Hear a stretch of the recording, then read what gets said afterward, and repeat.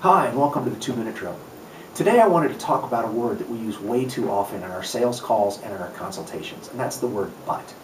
When you use the word but in a sentence, what you do is you say, everything I said before that, none of that was true. Let me give you an example.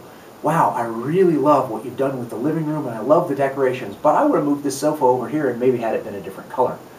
What I said was, I really don't like what you did with the living room. Does that make sense? So, watch when you use but in your sentences.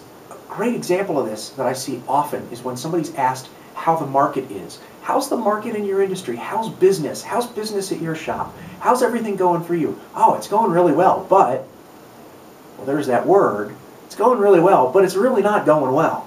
You're doubting yourself, and you're not bringing across the confidence that you could bring across if you use the word and. Another spot where that really comes out is what I call a virtual but. It's a but that you use in the middle of a prospecting call. You need to be really careful of this. Here's an example. I call up a client and I tell him how much I care about him, and I touch base and I catch up with him, and I care about their family, and I care about them, and I care about everything that they're doing in their life, and then I say, hey, while we're at it, do you know anybody who's going to buy, sell, or borrow in the next 12 months? What I've done there is I've dropped a virtual but into the middle of that conversation. And I've said, what I've said virtually is, really the only reason I'm calling you is because you're a paycheck. Try this in your future sales calls. Reverse that conversation or split it into two different calls completely. If you reverse the conversation, you say, hey, I'm calling you because I'm working today and you got a second to talk a little business? Let's talk through somebody who you know who could use my help right now.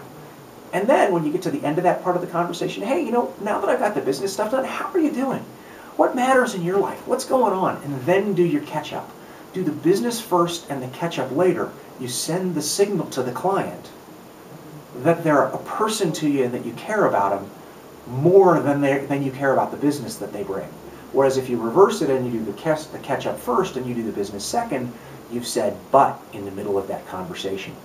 Even better, split it into two completely different conversations. Have a catch-up conversations, and then a week or a week and a half later, call him back and say, hey, Jim, it's Matt Lee calling. Do you have a minute to talk a little business? The reason I'm calling you right now is because I got some time for one new client. And before I advertise and get really busy, I wanted to offer you my time so that I could work with somebody that we both know and like and trust. Who do you know who could use my help right now?